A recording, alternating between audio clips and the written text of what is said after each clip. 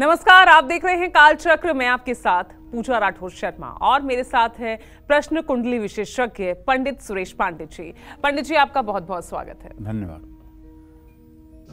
मंदिर में हनुमान दर्शन, दूर होगी हर टेंशन। मंदिर में हनुमान दर्शन, दूर होगी हर अड़चन।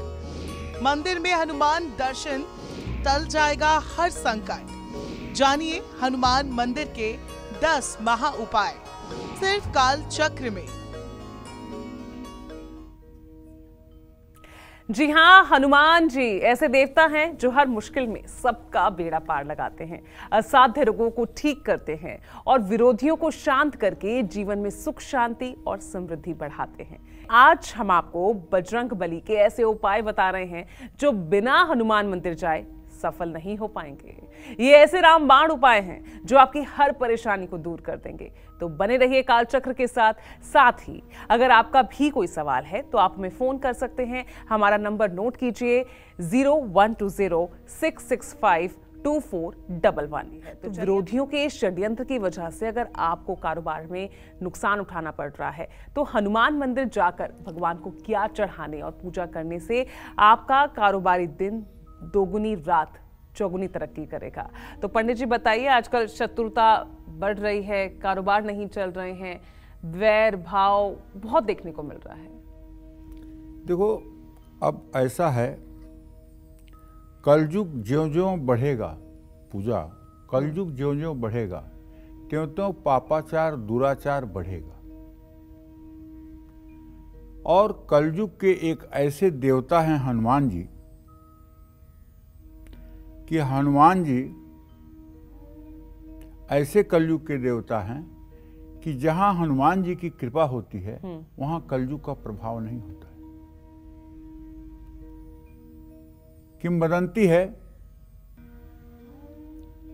कि जब तुलसीदास जी रामचरितमानस की रचना किए तो रामचरितमानस की कथा किया करते थे, और कथा किया करते थे तो एक दिन कलयुग 5-6 भेड़ बकरियों को लेकर के उसी रास्ते से गुजर रहा था, और वो कथा में देखा तो तुलसीदास जी के पास दौड़ के आया, बोला महाराज जी आजकल आप दिखाई नहीं दे रहे हैं, आजकल आपके यहाँ गोश्त भी नहीं जा रहा है।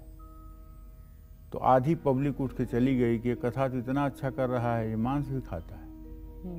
2 दिन बीता, फिर कलयुग एक दिन वो मतलब कि जो है शराब उतारने वाला सामान लेकर के उस रास्ते से जा रहा था, फिर आया, महाराज जी आजकल आपके यहाँ दारू नहीं जा रही है, पुराने पैसे भी आपने नहीं दिया।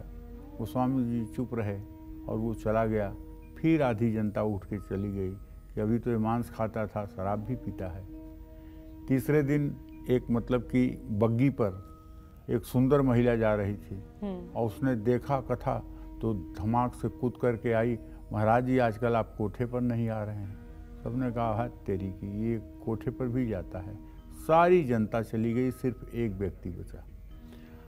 तुलसीदास जी ने कहा प्रभु आप क्यों बैठे हुए हो, आप भी जाओ। तो उन्होंने कहा मैं कैसे जाऊं, कथा तो मेरे लिए ही हो रही ना, मैं हनुमान हूं, और आज के बाद जहां भी राम कथा होगी वहां मैं रहूंगा और वहां कलयुग का प्रवेश नहीं होने दूंगा।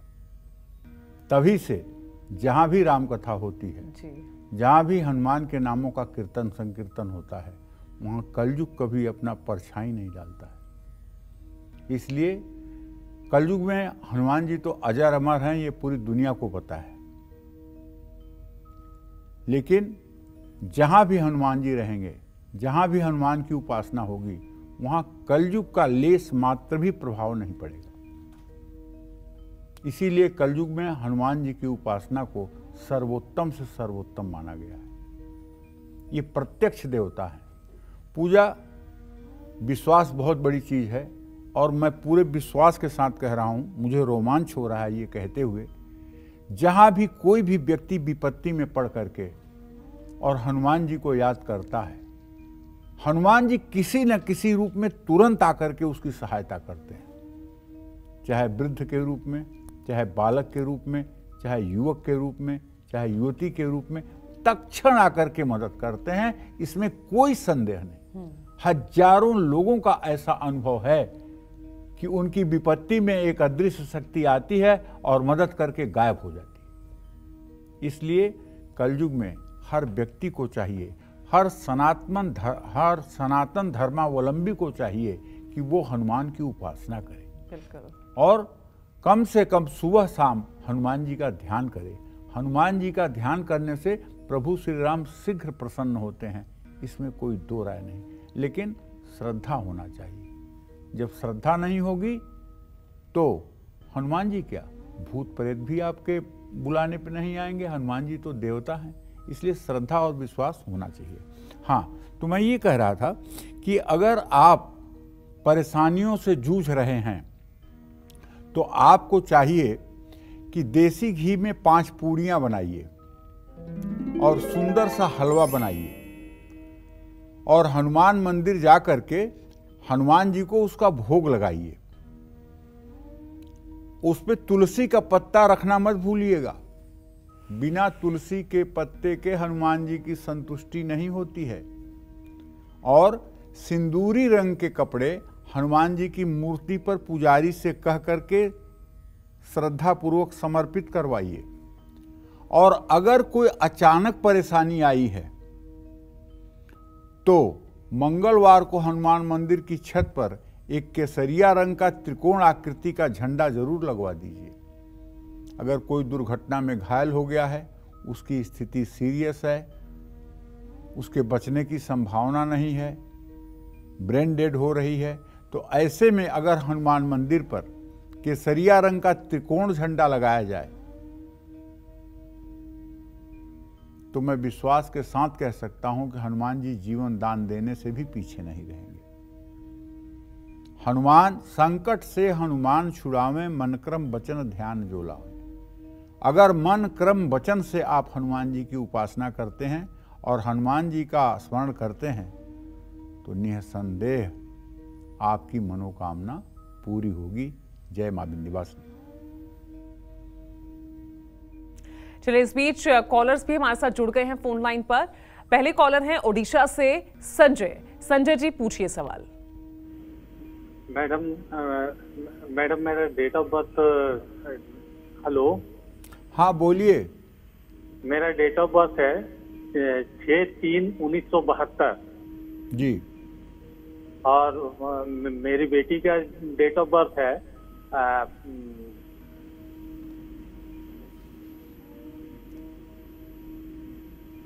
और मेरी पूछिए संजय जी, सवाल पूछिए।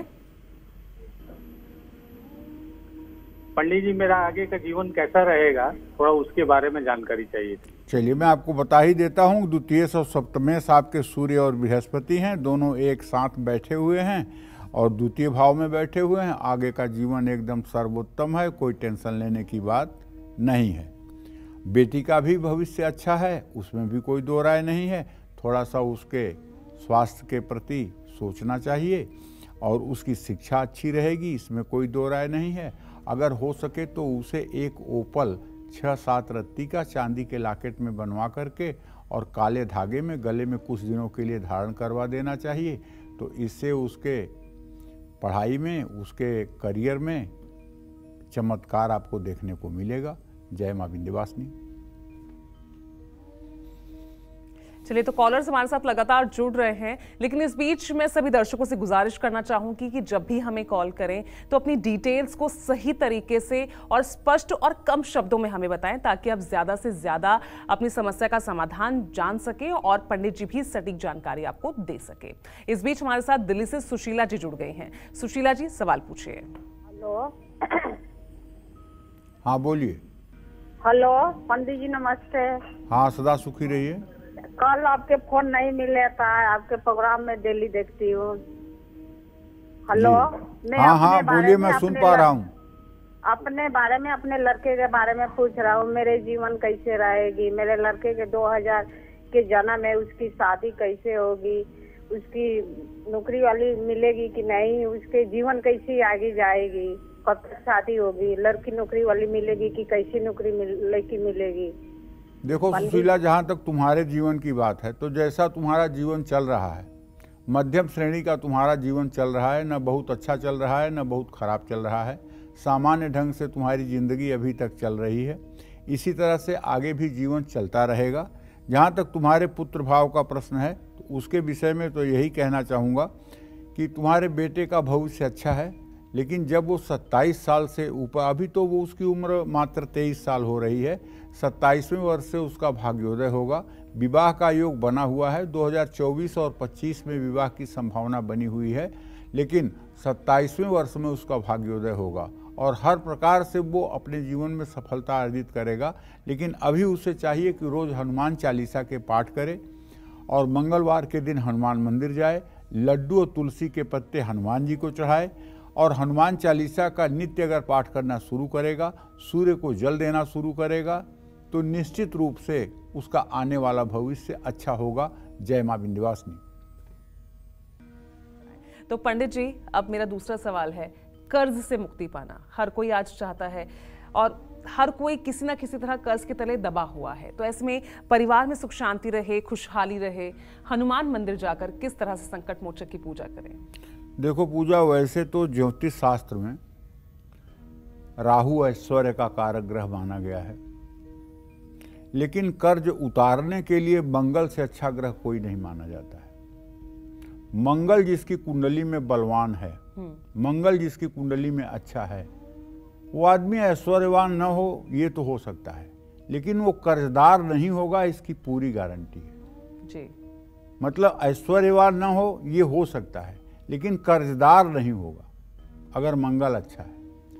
इसीलिए जो ऋण मोचन मंगल स्तोत्र है, ओम मंगलो भूमपुत्रस्य ऋणहर्ता धनप्रद स्थिरासनो महाकाय सर्वकर्म विरोधका लोहितो लोहिताश्चैव सामगानां कृपाकर एतानि कुजनामानि नित्यं यः श्रद्धया पठेत् ऋणं न जायते धनं शीघ्रं माप्नुयात् धरणीगर्भ संभूतं विद्युत्कांत समप्रभं कुमारं शक्तिहस्तं च मंगलम प्रणमाम्यहम्। ये ऋण मोचन मंगल स्तोत्र है और हनुमान जी मंगल ग्रह को नियंत्रित करते हैं। हनुमान उपासना से मंगल ग्रह तत्काल शांत हो जाता है और उसके दूषित प्रभाव मिलने बंद हो जाते हैं। इसीलिए ब्लड प्रेशर के रोगियों को चाहिए, शुगर के रोगियों को चाहिए कि वो हनुमान चालीसा का पाठ जरूर करें, हनुमान जी की उपासना जरूर करें। ओम हंग हनुमताये नमः इस मंत्र का जप जरूर करें। अगर देखो, जब मंगल खराब होगा तो व्यक्ति हर समय डरा रहेगा। क्रोधो पराक्रमो भौमा, पराक्रम और क्रोध दोनों का कारक मंगल है और साहस का भी कारक मंगल है। साहस की कमी होगी तो आत्मविश्वास खत्म हो जाएगा। तो भैया हनुमान मंदिर में जाइए और पूरब मुंह करके बैठिए, आसन बिछा करके, लाल रंग का ऊनी आसन बिछा करके वहां बैठिए और हनुमान मंदिर में एक दीप प्रज्वलित करिए। ऐसा क्रम हर मंगलवार को करिए और हनुमान चालीसा और बजरंग बाण का पाठ करिए, सुंदरकांड का पाठ कर सकते हैं और राम रक्षा स्तोत्र का पाठ करना मत भूलिए। अगर परिवार में कलेश रहता है, कलह रहता है, तो पूरे परिवार के साथ हर मंगलवार आपको हनुमान मंदिर सायंकाल जाना चाहिए, सुबह नहीं सायंकाल। सज धज के जाना चाहिए, साफ सुथरे कपड़े पहन के जाना चाहिए और वहाँ जा कर के दर्शन पूजन करना चाहिए और घर आकर के सुंदरकांड का पाठ करना चाहिए। कर्ज से मुक्ति के लिए मंगलवार को हनुमान मंदिर में सरसों के तेल का दिया जलाइएगा, उसमें 2 लौंग जरूर डाल दीजिएगा। ये भी आप उपाय करके देख लीजिए। अगर हनुमान मंदिर जाना संभव नहीं है तो अपने घर में ही सरसों के तेल का दिया जलाइएगा और उसमें उसकी लेटी हुई बत्ती डालिएगा, खड़ी बत्ती मत डालिएगा, लेटी हुई बत्ती डालिएगा, उसमें 2 लौंग डाल दीजिएगा। जब दीपक बुझ जाए तो लौंग सहित उसका जो अवशेष है बत्ती का, उसे किसी जल में प्रवाहित कर दीजिएगा। निश्चित रूप से कर्ज मुक्ति में आपको मदद मिलेगी। दूसरी बात ध्यान दीजिएगा, मंगलवार को कर्ज मत लीजिएगा किसी से, चाहे जितना जरूरी हो। मंगलवार को लिया हुआ कर्ज कभी वापस नहीं हो पाता है। दूसरी बात, मंगलवार को यदि आप कर्ज उतारना शुरू कर दें तो चाहे हिमालय के पहाड़ जितना बड़ा कर्ज हो, तब भी कर्ज बहुत जल्दी उतर जाता है। सिर्फ मंगलवार को कर्ज उतारना चाहिए और मंगलवार को किसी भी कीमत पर कर्ज नहीं लेना चाहिए। जय मां विंध्यवासिनी। अपनी इसी चर्चा को आगे बढ़ाते हुए अब बात कर लेते हैं सभी पेरेंट्स की, माता पिता की। वो माता पिता जो अपने बच्चे के उज्जवल भविष्य के लिए तरह तरह के जतन करते हैं, लेकिन सिर्फ हनुमान मंदिर जाकर एक छोटा सा उपाय करके आपकी संतान सफल बन सकती है। कैसे, चलिए पंडित जी से जानते हैं। तो पंडित जी, आजकल तो हर किसी का सपना है बच्चा टॉप करे, स्कूल में, कॉलेज में, जहां जाए वहां वो टॉप करे। क्या उपाय उनके लिए?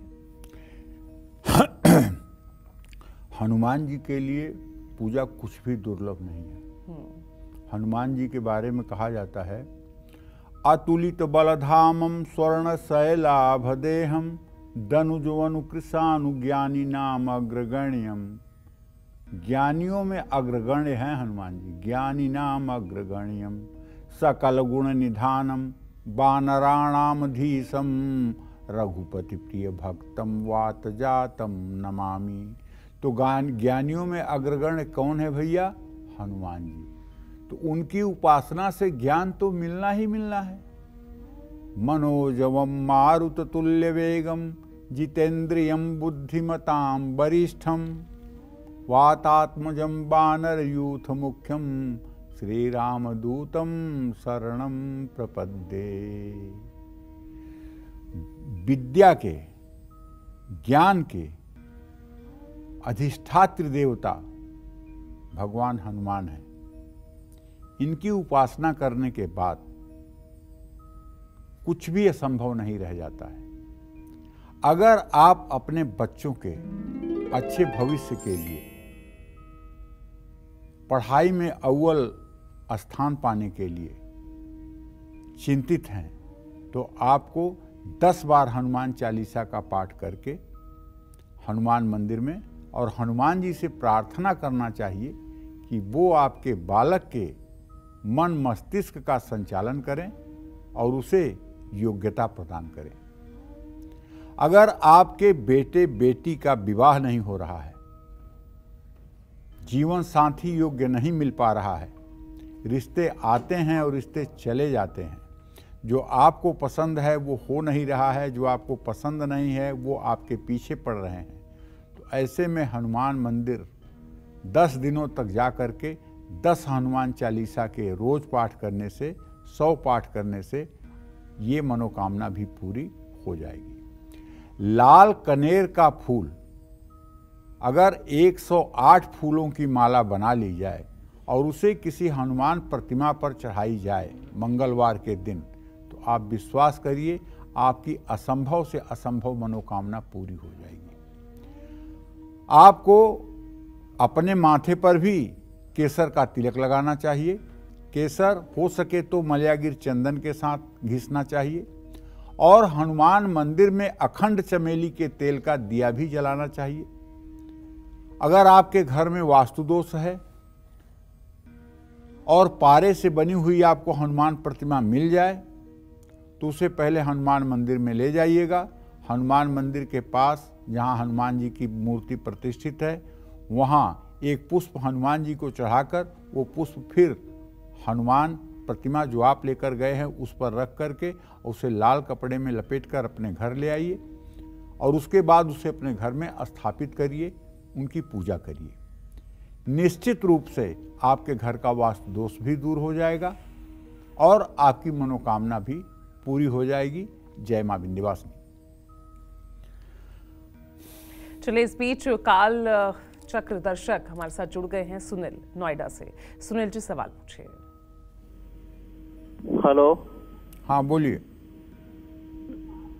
पंडित जी, मैं सुनील बोल रहा हूँ नोएडा से। पंडित जी प्रणाम। खुश रहिए।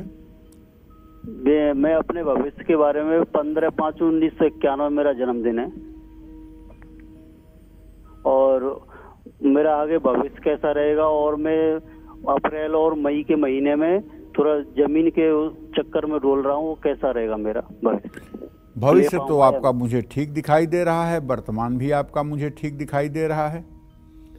और ज़मीन के चक्कर में अगर पड़े हो तो अभी तो नहीं, लेकिन जुलाई के बाद आपको ज़मीन भी मिलने की संभावना बन रही है। बस ये है कि आपको दुर्गा चालीसा का रोज पाठ करना चाहिए। मंगलवार के दिन आपको व्रत करना चाहिए, हनुमान जी की पूजा उपासना करनी चाहिए। मंगलवार के दिन सिर्फ आपको फलों का सेवन करना चाहिए और मंगलवार को कम से कम 10 बार हनुमान चालीसा का पाठ करना चाहिए। हनुमान जी की उपासना यदि आप करने लगेंगे तो आपके पुरुषार्थ में 4 चांद लग जाएगा। 1 साल के व्रत के बाद ही आपकी सारी मनोकामनाएं पूरी होती हुई दिखाई देंगी। तो मंगलवार का व्रत करिए, हनुमान चालीसा का पाठ करिए और हो सके तो मंगलवार को बहुत आवश्यकता होने पर ही कोई बात बोलें, व्यर्थ में कोई बातचीत ना करें। जय मां विंध्यवासिनी। एक और कॉलर हमारे साथ जुड़ गए हैं, पटियाला से अमिता जी हैं फोन लाइन पर। अमिता जी सवाल पूछिए। पंडित जी राम राम। राम राम बेटा। पंडित जी मेरे 3 क्वेश्चंस हैं। फर्स्ट है मेरे बेटे के बारे में, उसका डेट ऑफ बर्थ है 21/6/2007। उसका भी 10th कंप्लीट हुआ है। तो मुझे अब उसके भविष्य के बारे में पूछना है कि आगे जाके मैं उसको मेडिकल, नॉन मेडिकल या उसका कोई बाहर जाने का ऐसा प्लान है। दूसरा सवाल जो मेरा है वो मेरे हस्बैंड के बारे में है, जिनका डेट ऑफ बर्थ है 22 अगस्त 1972। मुझे उनके बिजनेस के बारे में जानना है। देखिए, आपके पहले प्रश्न का जवाब तो मैं ये है कि आपके पुत्री भाव का स्वामी अमिता जी सूर्य है, जो बृहस्पति के साथ है। पढ़ाई में आपकी बिटिया अच्छी है, लेकिन मेडिकल कंप्लीट नहीं कर पाएगी। उसके लिए और मेहनत की ज़रूरत है। अगर आप मेडिकल कंप्लीट कराना चाहती हैं और मेडिकल फील्ड में उसे भेजना चाहती हैं, तो चूंकि सूर्य की दृष्टि चंद्रमा पर है, इसलिए वो दांतों की डॉक्टर तो बन सकती है, इसमें कोई दो राय नहीं है। उसके लिए आपको चाहिए कि आप 5 किलो चावल, 3 मीटर सफ़ेद कपड़ा, 1 बजने वाला शंख, 1 मोती की माला और 1 चांदी का सिक्का सोमवार को वो स्नान करके इसे किसी वेद पाठी, पूजा पाठ करने वाले व्यक्ति को दान कर दे सुबह के समय। तो इससे उसे मेडिकल के क्षेत्र में प्रवेश मिल जाएगा। तब उसे 12th में बायो लेने के लिए कह दीजिए। आपके पति के जहाँ तक व्यवसाय की बात है, तो मैं आपको बताऊं कि चंद्रमा से 7th भाव का स्वामी बृहस्पति है, उससे 10th भाव का भी स्वामी बृहस्पति है। आपके पति का व्यवसाय ना तो बहुत अच्छा चल रहा है, ना बहुत खराब है, मतलब कुल मिलाकर के मध्यम है, औसत है। अगर आप इसको अच्छा करना चाहते हो तो आप उनकी मदद करो। उनकी मदद आप ऐसे कर सकते हो कि आप 16 बृहस्पतिवार का व्रत करो, केले के पेड़ की पूजा करो, बृहस्पतिवार व्रत कथा की किताब पढ़ो और भीगी हुई चने की दाल और गुड़ 16 बृहस्पतिवार गायों को खिलाओ। इससे निश्चित रूप से आपके पति के व्यवसाय में वृद्धि होगी और आपके घर में धन धान्य की कभी कमी नहीं होगी। जय मां विंध्यवासिनी। तो अगर किसी पर मांगलिक दोष है और उस मांगलिक दोष की वजह से शादी में अड़चनें आ रही हैं, तो इन अड़चनों को दूर करने के लिए बजरंग बली का कौन सा रामबाण उपाय करें। लेकिन ध्यान रहे, ये उपाय बिना हनुमान मंदिर जाए सफल नहीं होगा। तो चलिए जानते हैं पंडित जी से वो रामबाण उपाय। मांगलिक दोष, शादी नहीं हो पा रही, पंडित जी क्या? देखो, पहले ही मैंने आपको बताया ना कि मंगल को नियंत्रित करने वाले देवता अगर कोई हैं तो हनुमान जी हैं। ये मैंने पहले ही आपको बताया। फिर कहना चाहूँगा कि मांगलिक दोष के कारण विवाह में अगर देरी हो रही है, मांगलिक दोष क्या है भैया? लग्ने बेच पाताले जामित्रे चाष्टमे कुजौ भर्ता पत्नी विनाशाय पत्नी भर्ता विनाशकृत। अर्थात जन्म कुंडली में लग्न में 4th, 7वें, 8वें और 12वें स्थान में अगर मंगल हो तो ऐसे जातक की पत्नी या पति मांगलिक न हो तो उसकी मृत्यु हो जाती है, ऐसा शास्त्रों का कथन है। लेकिन ये विचार चंद्र कुंडली से भी करना चाहिए। चंद्रमा के साथ मंगल हो तब भी मंगली दोष होता है, चंद्रमा से चौथे स्थान में मंगल हो तब भी मंगली दोष होता है, चंद्रमा से 7वें स्थान में मंगल हो तब भी मंगली दोष होता है, चंद्रमा से 8वें स्थान में मंगल हो तब भी मंगली दोष होता है, चंद्रमा से 12वें घर में मंगल हो तब भी मंगली दोष होता है। लेकिन इस पर अगर बृहस्पति की दृष्टि हो या नीच राशि कर्क राशि का मंगल हो या मंगल अस्त हो तो मंगली दोष स्वतः नष्ट हो जाता है। तो शादी की बात अगर बनते बनते बिगड़ रही है, बार बार चोट चपेट दुर्घटना हो रही है, बिजली से, आग से, विस्फोटक से यदि आपको ग्रह है और आपका गुस्सा बढ़ रहा है, आपका ब्लड प्रेशर बढ़ रहा है, तो आपको मंगलवार को हनुमान मंदिर में चमेली का तेल जरूर चढ़ाना चाहिए। और अगर हो सके तो चमेली के तेल में पीले सिंदूर का लेप बना करके पुजारी से कह के हनुमान प्रतिमा पर लेप करवाना चाहिए। ये उपाय कम से कम 7 मंगलवार कराना चाहिए। हनुमान मंदिर में बैठकर हनुमान चालीसा और बजरंग बाण का 10-10 बार पाठ करना चाहिए। हनुमान मंदिर में लाल रंग का हो सके तो आप पत्थर अगर लगवा सकते हैं, आपका सामर्थ्य है तो फर्श पर आप लाल रंग के ग्रेनाइट पत्थर लगवा दीजिए। इससे आपका महल बन जाएगा, इसमें कोई दो राय नहीं है।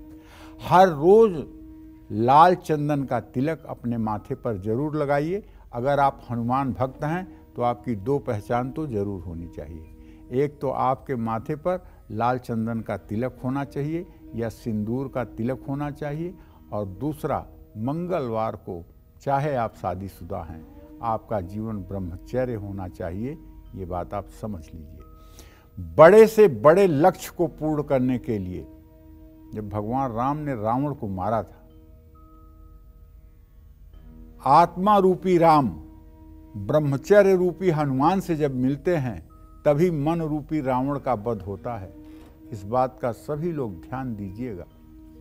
आत्मा रूपी राम ब्रह्मचर्य रूपी हनुमान से जब मिलते हैं तो मन रूपी रावण का वध होता है। 10 इंद्रियों से संयुक्त हमारा मन ही रावण है।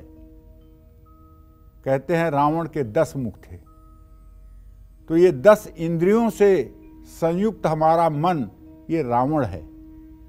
बुराई के मार्ग पर, वासना के मार्ग पर, अन्याय के मार्ग पर इंद्रियों के वशीभूत होकर के ये चला जाता है, जिससे व्यक्ति का पतन होता है। अगर आत्मा रूपी राम ब्रह्मचर्य रूपी हनुमान का सानिध्य प्राप्त कर ले तो निश्चित रूप से ये रावण रूपी मन पर काबू पाया जा सकता है और जीवन सफल हो सकता है। इसलिए मैं ये नहीं कहूँगा, संसार और सृष्टि को चलाने के लिए काम भी आवश्यक है, लेकिन यथासंभव ब्रह्मचर्य रूपी हनुमान और आत्मा रूपी राम का मिलन होना चाहिए। जय मां विंध्यवासिनी। कुंडली में मंगल दोष के बुरे प्रभाव को कम करने के लिए कैसे करें बजरंग बली का सबसे अचूक रामबाण उपाय? आइए जानते हैं पंडित जी से। तो पंडित जी, कुंडली में मांगलिक दोष, इसके प्रभाव को कैसे कम करें, क्या उपाय इसके लिए? देखो, मंगल दोष के बारे में पहले भी बताया, फिर बता रहा हूं। घर में वास्तु दोष हो, मंगल बुरा असर डाल रहा हो, तो घर की दक्षिण दिशा की दीवार पर हनुमान जी की तस्वीर आप लगा सकते हैं। पिरामिड आकार का मंगल यंत्र आप घर में स्थापित कर सकते हैं। घर के मुख्य द्वार पर तुलसी का पौधा लगा सकते हैं। ओम धरणी गर्भ संभूतम विद्युत कांत समप्रभम कुमारम शक्तिहस्तम च मंगलम प्रणमाम्यहम्। इस मंत्र का 10 माला जप 50 दिन लगातार अगर आप कर लें तो निश्चित रूप से मंगल दोष से आपको मुक्ति मिल जाएगी। जो लोग मांगलिक हैं, देखिए विवाह में मांगलिक दोष त्याज्य है, तो उन्हें मंगल की पूजा जरूर करनी चाहिए। मंगल के वैदिक मंत्र का जप भी 50,000 किया जा सकता है, और ये जो पौराणिक मंत्र है ओम धरणी गर्भ संभूतम विद्युत कांत समप्रभम कुमारम शक्तिहस्तम च मंगलम प्रणमाम्यहम। और जो तंत्रोक्त मंत्र है ओम अंग अंगारकाय नमः, तो ये मंत्र भी जो है आप 50,000 जप कर सकते हैं। इससे मंगल दोष से निजात मिलती है और तो और घर में सुख समृद्धि भी बढ़ती है। जय मां विंध्यवासिनी। चलिए, इस बीच हमारे साथ एक कॉलर जुड़ गए हैं, लखनऊ से राजा हैं फोन लाइन पर। राजा जी, सवाल पूछिए। हेलो। हाँ बोलिए। हाँ पंडित जी प्रणाम। हाँ सदा सुखी रहिए। पंडित जी हम राजा बोल रहे हैं। और पंडित जी हमने जो है 12 साल पहले एक प्लॉट खरीदा था जी। तो हालांकि उस समय हमें हमारी बात हुई थी, लेकिन तब हम बयाना दे चुके थे। आपसे बात हुई थी हमारी जी, तो हम बयाना दे चुके थे। अब हम उसको भविष्य को जानना चाहते हैं, सेल कर दें, फंसा ऐसा लग रहा है हमको उस पर पैसा, तो उसके बारे में बता दीजिए प्लीज। क्या जानना चाहते हैं? उसको हम बेचना चाहते हैं, उसमें किसी तरह का कोई विवाद वगैरह तो नहीं होगा? देखो, ऐसा है कि आपके चतुर्थ भाव का स्वामी शनि है जो अपने मूल त्रिकोण राशि में है, और लग्नेश शुक्र है। शुक्र शनि की तृतीय एकादश स्थिति है। किसी प्रकार का कोई विवाद नहीं होगा। आप उसे बेचना चाहें तो बेच सकते हैं, किसी प्रकार की विवाद की आशंका नहीं है और आप उसे बेच सकते हैं।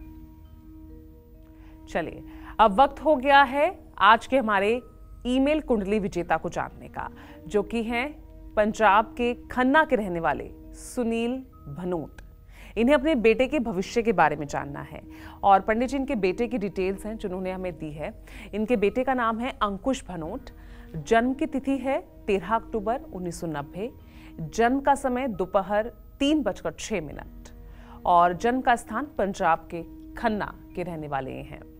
इनका पहला सवाल है पंडित जी कि इनके बेटे ने लॉ की पढ़ाई की है और अब बैंक में जॉब कर रहा है। क्या ये कुछ स्थायी काम कर पाएगा या फिर इसे फैमिली बिजनेस ही ज्वाइन करवा लेना चाहिए? देखो, मैं तो ये कहना चाहूँगा, इस लड़के की कुंडली है बहुत जोरदार। मकर लग्न में पैदा हुआ है और शुक्र, बुध और सूर्य तीनों इसके भाग्य स्थान में बैठे हुए हैं। धर्म कर्माधिपति योग है। ये राजयोग बड़े मुश्किल से मिलता है और इसके धर्म कर्माधिपति योग का जो प्रभाव इसको नहीं मिल पा रहा, उसका कारण है कि इसका बुध और शुक्र दोनों ग्रह अस्त हैं। अगर ये दोनों ग्रहों का उपक्रम करके इन्हें अस्तत्व से मुक्त कर लिया जाए तो ये लड़का राजा महाराजा बन सकता है। बैंकिंग की नौकरी तो बहुत छोटी बात है, ये बहुत उच्च कोटि का व्यवसायी हो सकता है, बड़ा लॉयर हो सकता है, जज बन सकता है। इसके कुंडली में बहुत सुंदर योग हैं।